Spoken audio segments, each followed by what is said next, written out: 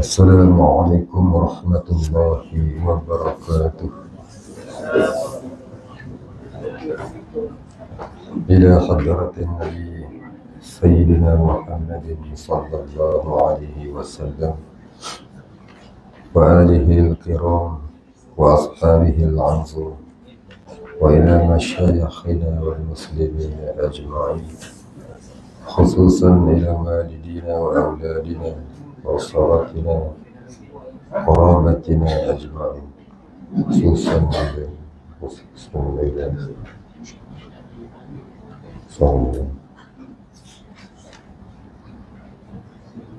وأصولهم وفروعهم وما ينتسب إليهم أجمعين. شيء لله لهم الفاتحة. أعوذ بالله من الشيطان الرجيم. بسم الله الرحمن الرحيم. الحمد لله رب العالمين الرحمن الرحيم مالك يوم الدين. إياك نعبد وإياك نستعين اهدنا الصراط المستقيم صراط الذين أنعمت عليهم غير المغضوب عليهم ولا الضالين. الحمد لله رب العالمين، والصلاة والسلام على أشرف الأنبياء والمرسلين وعلى آله وصحبه أجمعين. رب اشرح لي صدري ويسر لي أمري واحلل عقدة من لساني يفقه قولي. ولا علم لنا إلا ما علمتنا إنك أنت العليم الحكيم. رضينا بالله ربا وبالإسلام دينا وبمحمد نبيا ورسولا. اللهم اجعلنا من التوابين واجعلنا من المستغفرين واجعلنا من المتطهرين واجعلنا من الموحدين واجعلنا من المخلصين له الدين واجعلنا من العارفين واجعلنا من عبادك الصالحين واجعلنا من المتقين. اللهم أحينا بحياة العلماء وأمتنا بموت الشهداء، آمين يا رب العالمين. Bismillahirrahmanirrahim. Alhamdulillahi Rabbil Alamin. Terlebih dahulu saya mohon ampun dan maaf kerana bulan lepas tak dapat datang, kurang sihat. Hari ni pun batuk lagi. Suruh dia macam jangan gelak lah.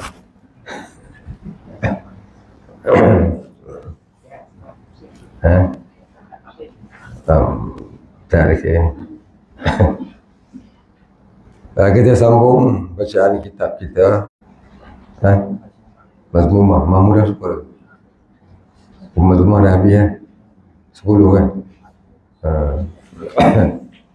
Baik, dalam ilmu tasawuf ini seperti mana yang telah kita sebutkan dahulu dan tuan-tuan perempuan pun pernah menjumpa dalam pengajian. Jadi kita cuba ulangi atas dasar mengulang kaji ilmu. Kerana tak dapat tidak, ilmu itu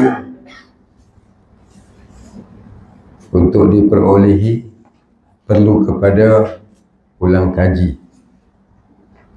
Kerana Nabi kata afatul ilmi nisyan, penyakit ilmu itu lupa. Lupa. Tak kira siapa lupa. Ulama besar pun lupa. Yang tak lupa ni Nabi. Nabi dia tak lupa. Kalau kita dengar cerita Nabi pun lupa, maka kita kena takwil. Takwil apa? Kena beri pengertian yang sebenar. Betul takwil. Dan itu namanya rupa-rupa kelupaan. Tetapi tidak dinamakan lupa. Ianya untuk mengajar umat akan hukum syarak. Contohnya Nabi pernah sembahyang asar 2 rakaat. Nabi sembahyang asar 2 rakaat, Nabi pergi salam. Kemudian sahabat dia kat belakang namanya Zulyadain tanya dia, ya Rasulullah, anta qasarta solata aw nasita? Wahai Rasulullah, adakah engkau ataupun kelupa enam patah. Ya Rasulullah, anta qasarta salata au nasita, enam patah. Ya Rasulullah, adakah kau sembahyang qasar atau kau lupa? Maka Nabi dia terus bangun, dia takbir. Maka ulama fiqh kata Nabi bangun, niat sambung solat. Dia sambah lagi 2 rakaat, lepas tu dia sujud sahwi. Sujud kerana lupa. Tu sujud sahwi. Jadi hadis tu bukan nak cerita kata Nabi pun lupa dah. Hadis tu nak cerita tentang kalau kita lupa dalam solat, buatlah sujud sahwi seperti mana Nabi buat. Tentang Nabi tu, jangan kita kata Nabi pun lupa. Tak boleh, haram. Siapa kata Nabi lupa, haram. Dalam ilmu tauhid, tak boleh kata Nabi ni lupa, haram. Jadi itu adalah rupa-rupa kelupaan untuk mengajar umat mengenai syariat, iaitu syariat sujud sahwi.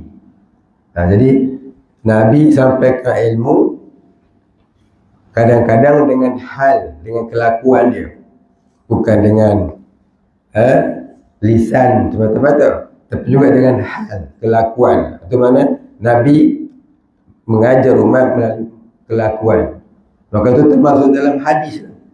Hadis Nabi ini maknanya segala perkataan Nabi, segala perbuatan Nabi, segala ingatan hati Nabi, itu semua namanya hadis. Baik. Jadi minggu yang lalu kita dah cerita 10 sifat mazmumah.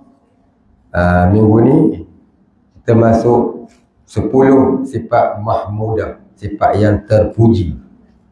Baik, sifat mahmudah ni saya tak mahu huraikan panjang lah. Tidak, kitab ni tak habis.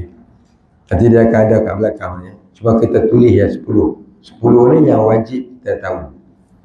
Apa dia? Sifat mahmudah, ini sifat terpuji yang wajib kita ketahui sebagai wajib fardhu ain dalam ilmu tasawuf. Baik, yang pertama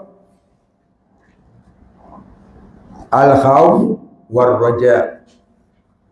Al-khawf war-raja, maknanya takut dan harap. Apa dia takut? Takut kepada azab. Apa dia lagi? Takut amalan tak diterima. Kemudian takut mati, su'ul khatimah.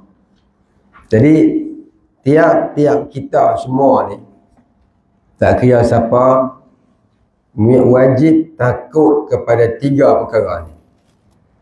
Takut azab Allah, takut amalan tak diterima, takut mati su'ul khatimah. Siapa tak takut mati su'ul khatimah, dia khatiri matinya mati fasik, mati dalam dosa. Dia nak bawa kereta jangan dia laju-laju, takut mati su'ul khatimah. Melainkan emergency itu lain. Ni saya saja nak bawa, nak jadi mak rampit tu sah. Dah tua-tua buat cara tua lah. Orang muda pun boleh mati kan. Apa itu nama dia takut. 3 perkara. Yang kedua ar-raja'u. Apa dia ar-raja'u? Al-khawf war-raja' kan. Nombor 1 ni 2 sekali. Raja, rajim, alif, hamzah. Raja'un. Apa mana raja'un? Bukan rojak Bandung, bukan rojak buah. Dia cakap Melayu, dia cakap Arab. Raja'un ni maknanya harap rahmat Allah. Jadi kata Imam Ghazali, di samping kita takut kepada azab, barangkali sebab solat kita tidak khusyuk, ibadah kita tidak khusyuk, dosa pun banyak. Siapa yang tak buat dosa? Kita ni semua ni ahli zunub, pendosa. Kita ni semuanya ahli zunub belaka, semuanya pendosa. Ya, untuk cakap ni pun buat dosa dia. Dia bukan kira siapa, Nabi je tak buat dosa. Kita orang awam ni semua buat dosa. Siapa sih tak buat dosa? Mari depan ni, kita pergi duduk belakang, kita pula dengar. Semua orang buat tu. buat dosa. Kurang-kurang dosa apa dah kita? Sembahyang tak pernah khusyuk. Betul tak? Sembahyang tak khusyuk tak berdosa. Dosanya tak sembahyang. Tak sembahyang hampiri syirik. Tak sembahyang itu menghampiri syirik. Cuma tak syirik tapi hampir. Maknanya dosanya teramat besar. Jadi kita yang solat ni pun buat dosa. Apatah lagi kalau tak solat. Itulah hikmah Nabi ajar kita. Lepas solat jangan terus bangun. Macam Wahabi jangan. Wahabi lepas salam terus bangun. Jadi kita orang ahli sunnah ni ikut sunnah Nabi. Nabi lepas solat Nabi tak terus bangun. Ada hadisnya. Wahabi tak berjumpa. Macam mana kesian dia? Jadi apa yang Nabi amal? Pertama Nabi baca Alhamdulillahilladzi lam yattakhidh walada sampai habis. Kemudian Nabi istighfar. Apa hikmah Nabi istighfar tu? Baik kata ulama hadis, Nabi istighfar kurang-kurangnya 3 kali. Lebih tak apa. Ya. Hikmahnya ialah kita minta ampun dengan Allah di atas solat kita yang tak khusyuk tadi ni.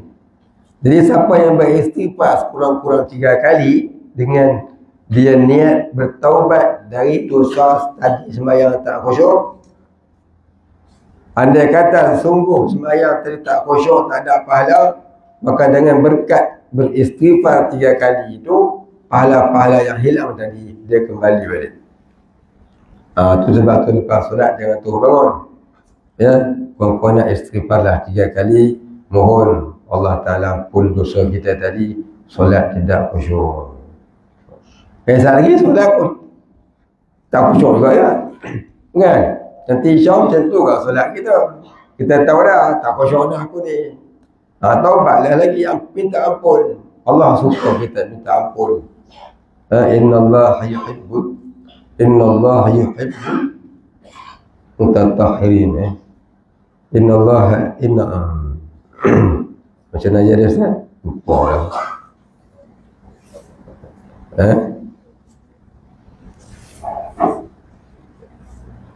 Innallaha yuhibbul mutatahhirin. Innallaha yuhibbul mustaghfirin. Lupa lah. Tu baca hari-hari ni lupa. Orang tak mau lupa tu. Allah mengasihi orang-orang yang banyak bertaubat dan membersihkan diri. Bukan? Pernah dengar kan? Innallaha yuhibbut tawwabin. Innallaha yuhibbut tawwabin wa yuhibbul mutatahhirin. Ayat dia. Baik. Itu hikmah kita bertaubat. Jadi dalam kita takut tu, sebab dosa kita banyak, kita kena ada pula harap Allah ampun dosa kita. Jadi tak boleh takut saja tanpa harap. Takut saja tanpa harap, kita akan jadi tak ketahuan. Kalau kita harap saja tapi tidak takut, itu namanya sia-sia. Harap masuk syurga, bayangnya tidak. Bukan, takut masuk neraka tapi tak taubat, itu takut yang sia-sia. Jadi kena ada dua-dua. Dalam takut kena ada harap, dalam harap kena ada takut. Mudah-mudahan Allah Ta'ala terimalah ibadah kita. Baik, itu yang pertama, al-khawf dan ar-raja, takut dan harap. Yang kedua, zuhud. Zai, ha, dal, zuhdun. Apa dia zuhud ni? Zuhud ni banyak orang duk faham, dia kata tak ada harta dunia, ataupun tak cinta dunia. Betul lah, tak cinta dunia, tapi tak ada harta dunia tu tak pernah betul lah. Pasal Nabi Sulaiman ni raja yang paling kaya di dunia. Tak ada lagi orang boleh challenge kekayaan sampai hari ni.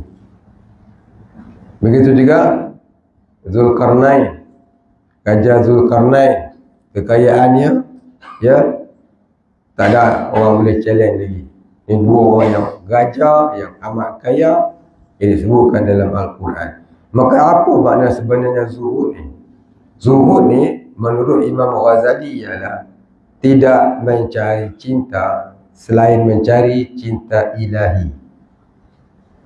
Tidak mencari kasih selain mencari kasih Allah. Itu makna zuhud. Orang yang hidup di dunia ini tidak mencari kekasihnya, melainkan mencari Allah sebagai kekasihnya. Itulah namanya orang yang zuhud. Syekh Junaid Al-Baghdadi, pelopor tasawuf dalam mazhab kita Ahlussunnah wal Jamaah, dia mempunyai kapal perdagangan, beberapa buah kapal kargo. Dan tiap-tiap tempat dia pergi berdakwah, untung daripada berniaga dia tu, dia berdakwah tempat dia berniaga tiap-tiap negeri dia berniaga, untung daripada perniagaan dia bina sebuah surau, sebuah masjid. Tu dia Syekh Junaid Al-Baghdadi, pelopor mazhab tasawuf kita dalam Ahlussunnah wal Jamaah. Baik, Syekh Abdul Qadir Jalani saja ada 99 kapal kargo. Kita orang Malaysia baru kerja kat kargo KLIA, dah tak sembahyang. Baik, Jadi bukanlah makna zuhud itu tak ada harta. Jadi makna zuhud itu kata Imam Ghazali ialah tidak mencari kasih selain mencari kasih Allah. Itu maksud kata zuhud. Nak kerja, nak cari rezeki, cari lah. Tapi jangan jadikan itu sebagai matlamat hidup. Jangan jadikan itu sebagai lumrah hidup, sudahlah. Namun matlamat hidup mencari kasih Allah. Lumrah ni apa dia? Adat hidup. Adat hidup kena makan, adat hidup kena cari rezeki, adat hidup kena tidur, adat hidup sakit kena berubat, adat hidup kena buat kerja-kerja dunia. Tak apa, itu harus. Tapi semua kerja itu tidak dijadikan sebagai matlamat utama. Matlamat utama mencari keampunan dan redha Allah, mencari kasih sayang Allah. Itu namanya orang zuhud. Jadi orang zuhud ni ada 5 pula peringkat dia. Yang tu nanti kita cerita dalam ni sampai pada bab dia, insya-Allah. Baik, yang ketiga, sifat mahmudah yang ketiga namanya sabar. Sabar ni ada 3 peringkat, 3 maqam. Yang pertama maqam orang awam. Maqam orang awam ataupun darjah orang awam, macam kita ni orang awam lah, orang kebiasaan, iaitu sabar dengan makna menahan diri daripada mengkritik takdir Allah. Sabar diri daripada mengkritik takdir Allah. Baik. Macam mana orang tak sabar? Orang yang tak sabar ni dia sebaliknya. Kenapalah aku jadi begini? Apalah nasib aku? Apalah kesudahan hidup aku ini? Mana dia duduk mengkondem diri, mengkritik takdir, tidak suka dengan apa yang Tuhan takdirkan pada dirinya. Itu namanya orang yang tidak sabar. Jadi orang sabar ni dia menahan diri daripada mengkritik musibah yang terkena ke atas dirinya. Walaupun dia terasa tu perit, memang sungguh rasa perit, tapi dia jaga hati dia, mulut dia, jangan sampai mengkritik takdir Allah ke atas dirinya. Itu namanya orang sabar. Sabar darjah tasabbur namanya. Tasabbur, tasad bawa, tasad bawa, tasabbur. Yang kedua, sabar darjah tariqah namanya. Orang khawas ni, orang pilihan Tuhan. Orang khawas mana orang pilihan Tuhan, iaitu darjah orang tariqah, orang yang dalam perjalanan menuju mardatillah, ma'rifatullah. Mereka ini, sabar mereka ni bukanlah menahan kepedihan, tidak. Bagi mereka musibah dengan nikmat serupa. Kena musibah pun tak apa, kena nikmat pun tak apa. Pasal apa? Memandang takdir Allah tu baik belaka. Ni orang khawas. Kita tak dapat lah darjah ni. Kita tak dapat apa, ustaz tak tahu lah saya. Pengusi saya tak tahu lah. Tapi saya tak dapat lah ni. Ini jadi sakit sikit pun dah kelibang libu dah hati kalau makabul. Jadi orang yang darjah tariqah ni, bagi dia sakit dengan sihat rupa sakit mengutuk, menghina dia. Bagi dia kutukan manusia ataupun pujian manusia serupa dia bagi dia. Orang puji tak jadikan dia riak, orang keji tak jadikan dia putus asa dengan rahmat Allah. Serupa dia bagi dia. Inilah tanda orang itu orang khawas, orang pilihan Tuhan. Ini darjah orang wali-wali Allah. Kita tak ada lah. Kita ni wali nikah pun belum. Bosah lagi lambat kahwin budak lagi. Baik. Yang ketiga, sabar darjah yang ketiga iaitu sabar darjah istabir. Istabir, alif sad ta bara, dia tambah ta di tengah. Maknanya apa? Ta tu dalam ilmu Arab dia kata sirah mubalaghah, iaitu lafaz yang bersangatan. Maknanya bersangatan sabar orang ni. Macam mana orang ni? Ini adalah darjah orang khawasul khawas, orang pilihan yang terpilih. Ini darjah orang wali-wali yang tinggi-tinggi darjahnya, Nabi-Nabi dan Rasul. Jadi orang darjah ini tuan-tuan, dia lebih suka musibah daripada nikmat. Nampak? Apa tanda orang ni wujud di dunia? Tanda dia Nabi Muhammad. Nabi Muhammad satu ketika dia tengah susah. Nak berdakwah ni tak ada dana. Nabi dakwah bukan macam kita hari ni, orang sponsor. Nak jalan kaki pergi Mekah pun tak apa, orang sponsor sampai ke Mekah. Balik naik ke Batam Bampri. Nampak? Orang sponsor. Nabi dah ada. Nabi tak boleh terima sedekah. Nabi tak boleh terima zakat. Hadiah boleh. Tapi tak ada orang nak hadiah dia dulu. Di Mekah tak ada orang nak hadiah dia. Orang nak bunuh dia dah. Di satu ketika Nabi tengah berjalan di tepi sebuah bukit. Bukit ni dia bercakap dengan Nabi. Dia kata, ya Rasulullah, hendakkah kamu aku minta dengan Tuhan agar Tuhan jadikan aku ini gunung emas untuk dijadikan dana kau mengerjakan dakwah. Ya? Kalau kita lagu mana? Jangan kata orang pergi cari lagi ada orang. Tapi Nabi tak cari. Gunung tu Nabi dia kata terima kasih.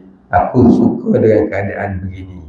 Macam mana? Berdakwah dalam kemiskinan, dalam keadaan miskin. Nabi suka lagu tu. Tu kata darjah ini, istabir ni, dia lebih suka musibah daripada nikmat. Macam Nabi Ayub. Nabi Ayub tak, kalau dia sakit teruk, isteri dia suruh dia minta doa dengan Allah agar jadi sihat. Dia kata apa? Ya Allah, aku sakit, aku redha. Maknanya dia suka. Tu hadis Nabi Ayub.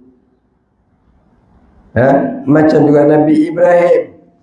Nabi Ibrahim tak kala nak dia lontar ke dalam api, datang Jibril. Dia kata, ya Nabi Allah, kau mintalah doa kepada Allah agar kau selamat daripada api tu. Besar api tu macam gunung. Kami malaikat di langit akan mengaminkan doamu ya Rasulullah. Nabi Ibrahim kata apa? Aku hanyalah hamba Allah. Baik pada Allah, baiklah pada aku. Masya Allah. Dia tak ada orang selamat pun. Pasal apa? Pasal orang darjah ni, dia lebih suka musibah daripada nikmat. Pasal apa? Musibah tanda Allah kasih. Siapa selalu kena musibah, alhamdulillah. Cakap dia dapat penyakit contohnya. Darah tinggi ada, kecil manis ada, buah pinggang pun ada. Memang buah pinggang ada, sakit buah pinggang. Sakit jantung pun ada, sakit urat ada, sakit kepala ada, sakit itu ada. Anak pula macam ni, ayah betul pula macam ni, bini pula lagu ni, kalau bini lelaki pula lagu ni, macam-macam datang. Itu namanya Tuhan sayang ke dia. Tuhan sayang ke dia. Kalau dia tidak mengkomplain, takdir Allah itu tak ada, dia Allah sayang ke dia. Jadi Nabi ni dia tak pernah komplain. Dia suka musibah. Dalam Quran dia kata, barang siapa dikehendaki oleh Allah menjadi baik, nescaya ditimpakan musibah demi musibah. Lalu kena musibah, kemudian dia menumpukan hatinya kepada Allah. Itu maksudnya, maknanya orang tu dikasih oleh Allah. Maka kita kalau kena ujian, kena musibah, jangan kita duk kritik. Jangan pula kita duk kata, ni pasal aku duk buat dosa je lagu ni, jangan. Walaupun ada fakta mengatakan, barang siapa buat dosa, maka datanglah azab. Itu fakta ilmu. Fakta ilmu yang begitu betul. Ya. Tapi, nisbah hati kita dengan Allah Ta'ala, dia kena husnuzon billah, baik sangka dengan Allah. Baik sangka lagu mana? Jangan babitkan musibah yang kita kena tu dengan dosa yang kita buat. Namun kita bertaubat sahaja dengan dosa-dosa yang kita buat. Jangan babitkan dengan dia. Jangan babitkan musibah tu dengan dosa yang kita buat. Namun kita cuma wajib taubat dosa kita. Jangan kaitkan, ya Allah aku tahu kau jadikan aku begini ni pasal dulu aku buat dosa, buat ini, buat itu, buat ini. Jangan. Dia jahat adab dengan Allah. Jadi apa yang kita terima musibah, kita anggap tentang Tuhan kasih pada kita. Kemudian kita taubatlah dosa-dosa kita yang lalu.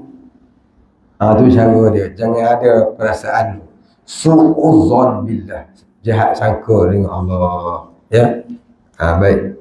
Itu namanya sabar. Kalau orang awam dapat nikmat, yang syukur. Dapat musibah, dia sabar. Orang khawas, sumpah ya. Dua-dua dia syukur. Orang khawas, dia lebih suka pada musibah. Itu perbezaan degree maqam seseorang di sisi Allah Ta'ala. Baik, boleh buka kitab Ihya Ulumuddin. Memang tadi terang dengan panjang lebar mengenai perkara itu. Juga disebut dalam kitab Minhajul Abidin. InsyaAllah dalam kitab ni pun ada. Ya? Kitab ni senang kita jauhi. Kemudian yang ketiga, 1, 2, 3, 4 lah kan. Yang keempat, syukur. Keempat ni syukur. Apa tanda seseorang tu syukur? Tanda seseorang tu syukur, setiap hari bertambah kuat yakin dia kepada Allah dan amalnya. Itu tanda orang bersyukur. Kalau kadang-kadang naik, kadang-kadang turun, kadang-kadang naik, kadang-kadang turun, kadang naik, turun. Itu naik pula, turun. Naik turun. Ni Nabi kata,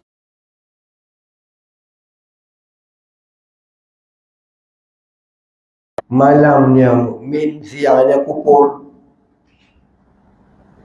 Paginya mukmin, petangnya kufur. Maksudnya bukanlah kafir, kufur nikmat. Satu malam tu dia boleh berzikir, baca Quran, tahajud sampai subuh. Habis subuh dia buang pahala-pahala kat kedai kopi. Faham tu nak tahu? Tapi kedai kopi, ada ke orang kampung ni sembahyang tahajud Dalam hati tu apa? Aku nak abang aku sembahyang tahajud semalam 40 rakaat. Pak Imam tu boleh harap ke Pak Imam ni sembahyang tahajud ke tidak macam malas duduk rasa dia tu. Jadi malam buat ibadat, siang batalkan pahala. Yang pertama, cari salah orang. Yang kedua, ujuk perasan diri dia baik. Lepas tu kita cerita belakang orang, semalam aku tahajud 40 rakaat, kita tak pernah larat ni. Mungkin dia pula. Hanya dia malam mukmin, siangnya kufur. Kufur nikmat. Kufur nikmat dah tu. Dia cerita amal dia ke orang. Jadi hilang pahala semalam. Ini akhir zaman. Buat ibadah, nak orang tengok, nak orang puji, nak orang itu, nak orang ini, jaga-jaga. Ini semua kerja syaitan. Ni kita dah cerita bulan lepas kan. Baik. Jadi kita ni ada ke orang yang tak ada penyakit tu, riak, takabur, ujub, semua hubud dunia ni, ada ke orang yang tak ada penyakit tu? Kalau kita ni duk ada, macam mana nak buat? Baik, ada orang yang tak ada penyakit tu. Siapa? Itulah orang khawas dan khawasul khawas. Penyakit itu nak hilang lagu mana? Penyakit itu nak hilang dia, kena hilangkan ananiyah. Kena hilangkan ananiyah. Ananiyah itulah kubu dia. Tapi kalau tak hilang ananiyah, bolehkah kita hindari penyakit itu daripada merosakkan ibadah? Ya boleh. Tapi dia akan datang balik. Ibarat dia macam makan ubat doktor. Makan ubat ya 7.5 gula. Tak makan ubat 75. Jadi penyakit itu datang balik, dia tak makan ubat. Dan ibarat dia macam orang kena penyakit kencing manis tadi. Kubu dia ada dalam hati. Kubu apa? Kubu diabetes, kencing manis. Kemakan durian dia, naik mendadak 75. Puasa 3 hari turun pula. Ya 7.5, sihat dah tu. Okey dah tu, 7.5. Sihat badan kan. Dia minum air ketum tinggi 0.7. Nak lembik tu kan. Out sebih nak kapin tak larat dah. Nampak? Dia bergantung pada ubat, bergantung pada itu, bergantung pada ini, pasal kubu dia ada. Kalau kubu tu tak ada, dia makan durian satu bakul pun tak ada masalah. Betul? Begitulah. Ananiyah tu ibaratnya kubu penyakit kencing manis. Kalau kubu tu tak adalah riak, takabur, ujub, semua hubud dunia dan sebagainya. Tak ada cipta nak buat maksiat dah. Jadi ananiyah tu apa dia? Perasaan keakuan. Jadi orang tarekat ni dulu, dia duk amal sebab nak buang itulah. Buang kubu penyakit mazmumah namanya. Kubu penyakit mazmumah namanya ananiyah. Kubu penyakit gula tinggi namanya diabetes. Hilang diabetes, hilanglah penyakit gula naik tinggi. Itulah ibarat dia. Baik. Kita nak makan apa bagi hilang diabetes ni? Ada orang kata makan ini baik terus. Tak makan, kita makan dah lama tak baik-baik pun. Pasal apa dia baik-baik? Dia makan serta berpantang. Kita pantang juga, pantang jumpa. Pantang je lah, nanti makan ubat je lah. Kita tipu diri kita kan. Itulah ibarat dia. Penyakit tu tak apa. Penyakit mazmumah ni nak buang dia macam mana? Yang itulah kena. Yang pertama kena ada Syekh Abdul Qadir Jalani, dia kata kena buat 4 perkara. So hilangkan ananiyah tadi, nak ubat penyakit kubu mazmumah, ada 4 perkara. Kata Syekh Abdul Qadir Jalani dalam kitab Sirul Asrar. Baik, yang pertama, wajib menuntut ilmu fardu ain sekurang-kurangnya. Kurang-kurang fardu ain, tauhid, fiqh, tasawuf yang fardu ain pun cukup lah. Kurang-kurangnya. Tak banyak pun. Dia kalau betul-betul mengaji 6 bulan je. Biar lah. Bukan sampai 60 tahun dia dah. Tu orang mengaji sampai lama-lama 10 tahun, belasan tahun. Itu nak jadi ulama. Ini kita sekadar nak fardu ain dia. 6 bulan boleh habis lah. Cuma esok ulang kaji sampai jangan lupa. Tauhid, fiqh, tasawuf yang fardu ain. Kurang-kurangnya. Yang kedua, taubat nasuha. Maknanya hari-hari kena taubat supaya rasa benci terus kepada segala jenis dosa dan tak ulang lagi. Ya, tanda-tanda seseorang itu diterima taubat. Dia jadi benci kepada semua musuh-musuh Allah. perkara yang dibenci oleh Allah. Dia benci habis. Apa yang Tuhan benci, yang tu dah dia benci. Jadi maknanya nak menaikkan perasaan itu, hari-hari kena bertaubat. Nabi taubat 70 kali sehari katanya. Tu yang Nabi yang tak pernah buat dosa. Kalau kita kena lebih banyak lah benda tu. Taubat ni apa dia? Menghadirkan ke dalam hati rasa penyesalan di atas dosa sehingga tidak terfikir lagi untuk mengulanginya, kerana kembali kepada Allah. Ini taubat ni kembali kepada Allah. Itu maksud kata taubat. Taubah ni mana kembali kepada Allah. Baik. Yang ketiga menerima talqin bai'ah tarikat sufiyah dari guru yang mursyid. Mana menerima bai'ah, bai'ah bai'ah ni mana perjanjian. Talqin ajaran tarikat sufi dari guru yang mursyid. Maknanya kena amal tarikat sufi. Nombor 3 tu kena amal tarikat sufi. Tarikat ni banyak, Ahmadiyah. Kalau kat Negeri Sembilan ni yang paling besar Ahmadiyah. Kat Kedah pun Ahmadiyah tu besar. Tok Bu saya kat Kedah lah Ahmadiyah. Seorang Ahmadiyah, seorang Syariah. Ada yang nak Syabandi pun dah. Syekh Murtada dia ambil 4 tarikat almarhum. 4 tarikat dia. Tu Syekh Murtada. Baik. Jadi tak dapat tidak, kita ni kalau tak ada tarikat nak buat apa? Baik, orang yang tidak ada tarikat, amalah selawat sekurang-kurangnya 1000 kali sehari untuk menghilangkan ananiah. Baca selawat ke atas Nabi kurang-kurangnya 1000 kali sehari. Bukan 100. 100 tu orang awam ya. Ni nak jadi bersih hati kurang-kurang 1000 kali. Ya, baik sikit 10,000 kali. Dalam kitab Durrun Nafis dia kata, barang siapa berselawat ke atas Nabi istiqamah selama 2 tahun sebanyak 10,000 kali sehari, nescaya Allah bukakan hijab di dalam hatinya. Baca 10,000 kali sehari selama 2 tahun. Itu disebutkan dalam kitab Durrun Nafis karangan seorang wali Allah namanya Syekh Ahmad An-Nafis. Kita tu orang tak ajar kat masjid. Itu kita Martabat 7. Yang kita tasawuf. Nak mengajar kita tu kena minta kebenaran sebab agama dan mufti. Kalau di Kedah Kedah ke mana? Pahang ke mana? Dia kata nak mengajar kita tu kena minta izin dengan mufti. Pasal apa? Kita takut orang sesat. Ramai dah orang sesat ada mengaji kita tasawuf ni. Bukan tasawuf macam ni, yang ni tak apa, ini mudah.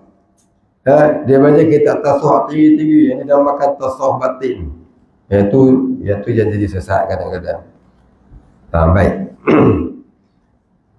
Yang keempat, istiqamah beramal. Itulah 4 syarat. Ilmu, taubat, tarikat, istiqamah.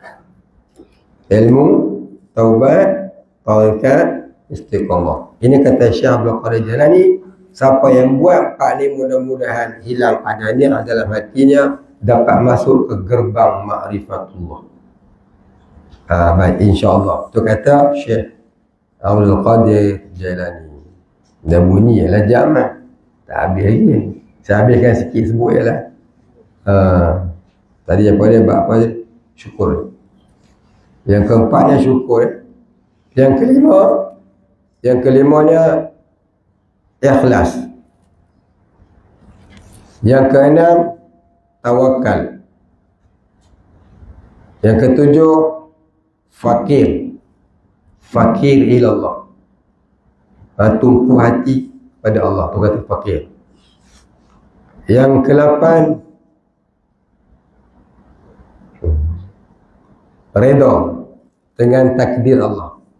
Yang ke-8 redha dengan takdir Allah. Yang ke-9 mahabbatullah. Mahabbah Allah, kasih Allah. Yang ke-9 musyahadah. Yang ke-9 10 musyahadah. Baik, saya ulangi. Tuan tengok. Yang pertama al-khauf dan ar-raja. Tengok Yang kedua zuhud. Yang ketiga sabar. Yang keempat syukur. Yang kelima ikhlas. Yang keenam tawakal. Yang ketujuh fakir. Yang ke-8 redha. Yang ke-9 mahabbah. Yang ke-10 musyahadah. Betul tak? Itu aturan dia. Jadi orang yang berjalan pada Allah, kata Imam Ghazali, dia akan naik dari satu sifat ke satu sifat ikut peraturan dia tadi 10. Bermula sabar rajak dulu, kemudian sabar, syukur, seluruh sampailah mahabbah. Sampai mahabbah tu, kalau sampai kepada mahabbatullah, dia akan dapat satu lagi degree, satu kedudukan lagi. Kata Syekh kata dalam kitab tasawuf, kata Imam Ghazali, dia kata dia akan jadi mabuk dengan Allah. Itulah awal musyahadah. Dia mabuk dengan Allah tu awal musyahadah. Bila hilang mabuk, maka dia akan menjadi seperti orang kebiasaan balik. Dalam masa yang sama, hatinya tak pernah lupa dengan Allah. Sehingga waktu tidur, buka surah Ali Imran ayat 190 dan 191. Yang Allah Ta'ala sebut ulul albab, yang mempunyai mata hati, yang sentiasa ingat kepada Allah di waktu duduk, di waktu berdiri, di waktu berjalan, dan di waktu berbaring. Dan apabila mereka melihat kepada alam, mereka berkata, Ya Rabbi, tidaklah kau jadikan semua ini dengan sia-sia, maka jauhilah kami dari azab api neraka. Itu dia orang musyahadah. Orang musyahadah ni adalah orang yang sentiasa ingat Allah. Ya, sentiasa ingat Allah. InsyaAllah dalam kitab ni ada, kita akan jumpa. InsyaAllah. Baik. Itu 10 sifat tu wajib kita hafaz, wajib kita faham, wajib kita mengerti, dan wajib kita menjalaninya. Jangan tahu hafal ya. Hafal budak je satu boleh hafal. Kan? Dia nak menjalaninya. Sebab apa?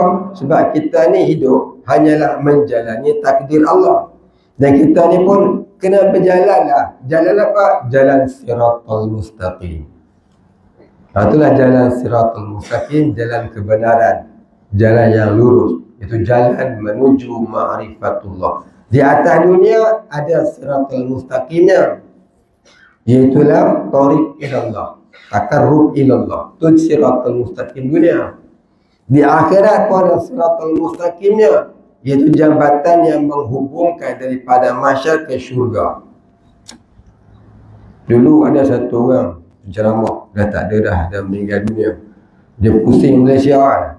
Dia kata tak ada hadis sahih yang menceritakan tentang adanya titian sirat di akhirat yang menghubungkan pada mahsyar ke syurga. Dia kata hadis itu hadis maudhu'. Lama dah, lebih kurang 10 tahun lebih dulu. Baik, buka dalam kitab hadis Sunan Tirmizi. Hadisnya hadis sahih. Dia kata maudhu'. Baik, memang ada hadis yang menceritakan tentang itu, yang ulama-ulama mengatakan ia dia maudhu'. Jadi bila kata hadis maudhu', kena faham tuan-tuan, tak semestinya hadis maudhu' itu tertolak, palsu, semata-mata palsu. Maudhu' maknanya palsu lah kan. Jadi maudhu' ni kalau kita buka dalam kitab mustalah hadis, ada 3 jenis. Yang pertama, maudhu' fil lafzi, la maudhu' fi makna. Maudhu' pada lafaz tapi tidak maudhu' pada makna. Maksudnya Nabi cerita tapi Nabi tak tunjuk. Pasal apa? Tak boleh tunjuk benda tu di akhirat. Maknanya maudhu' pada lafaz tapi tak maudhu' pada makna. Jadi hadis macam ni taklah dia dinamakan maudhu'. Yang kedua, maudhu' pada makna tapi tidak maudhu' pada lafaz. Maudhu' pada, tidak maudhu' pada lafaz, maudhu' pada makna. Iaitu benda yang Nabi tunjuk depan, lepas tu tak ada lah. Yang ketiga, maudhu' pada lafaz dan maudhu' pada makna. Yang ni yang sebenarnya palsu, yang tak boleh pakai. Macam contohnya apa dia? Alaikum bil aqiqi. Hendaklah kamu memakai cincin aqiq, cincin batu aqiq. Itu maudhu' pada lafaz, maudhu' pada makna. Tak jumpa sumber hadis tu daripada mana. Dia nak memahami hadis ni, dia kena belajar, kita kena faham mustalah hadis. Ada lebih kurang, ada 25 hadis. Macam mana nak kenal hadis? Nak kenal hadis ni kena belajar kitab mustalah hadis. Dulu saya mengaji pondok ni lah kitab yang paling malas nak mengaji. Susah nak ingat. Nak faham mudah, nak ingat cukup susah. Tu rawi tu, ada 60 orang rawi tu nak ingat lagu mana. An tu. Dia ni pula siapa? Oh, susah mengaji kitab ni. Baik, nak beritahu dululah. Jadi kalau ada orang kata hadis yang menghubungkan hadis Siratal Mustaqim itu menghubungkan pada masyarakat dengan syurga, dia kata maudhu' dengan layan. Jadi ada disebut dalam kitab Syarah Matan Jawharatul Tauhid karangan Al-Alim Al-Allamah Ibrahim Al-Laqani. Dia kata orang yang mula-mula mengatakan tiada jambatan Siratal Mustaqim di akhirat ialah kaum Mu'tazilah. Bukan dari kalangan Ahli Sunnah wal Jamaah. Itu sebut dalam kitab tersebut. Wallahu a'lam. InsyaAllah tak bacalah kita hari ni, kita baca had dulu. Bulan depan pula kita sabut amal ba'du. Jadi sebelum kita baca kitab tasawuf ni, pokoknya kita dah nampak apa yang kita nak ngaji, apa yang kita nak faham, apa yang dibahaskan dalam kitab ini. Apa yang saya sebut tu 10 mazmumah, 10 mahmudah ada dalam kitab ni. Jadi bila kita jumpa, kita dah baca dah dulu, kita dah faham dah dulu. Jadi kita tak perlu nak tertanya-tanya apa maksud musannif pengarang kitab ni nak sampaikan dalam kitab ini. Jadi kita dah tahu dah, dia nak cerita bab ni, cuma kita nak bagi terperinci saja. Mudah-mudahan Allah Subhanahu Wa Taala menolong kita insya-Allah dan alhamdulillah. Baik, kemudian katanya amma ba'du ila akhirih wallahu a'lam. Wala ilma lana illa ma 'allamtana innaka antal alimul hakim. Wallahu a'lam. Al-Fatihah. أعوذ بالله من الشيطان الرجيم. بسم الله الرحمن الرحيم. الحمد لله رب العالمين الرحمن الرحيم مالك يوم الدين إياك نعبد وإياك نستعين اهدنا الصراط المستقيم صراط الذين أنعمت عليهم غير المغضوب عليهم ولا الضالين. بسم الله الرحمن الرحيم. الحمد لله رب العالمين والصلاة والسلام على أشرف الأنبياء والمرسلين وعلى آله وصحبه أجمعين. اللهم اغفر لنا ذنوبنا وارحمنا وأنت الغفور الرحيم. اللهم اغفر لنا ذنوبنا ولوالدينا وارحمهم كما ربيانا صغارا ولمشايخنا وللمسلمين أجمعين برحمتك يا أرحم الراحمين. اللهم نور قلوبنا بنور معرفتك يا فتاح يا رزاق. افتح لنا فتحا قريبا كما فتحته على أنبيائك وأوليائك وعبادك الصالحين. صلى الله على سيدنا محمد وعلى آله وصحبه أجمعين. سبحان ربك رب العزة عما يصفون. سلام على المرسلين والحمد لله رب العالمين.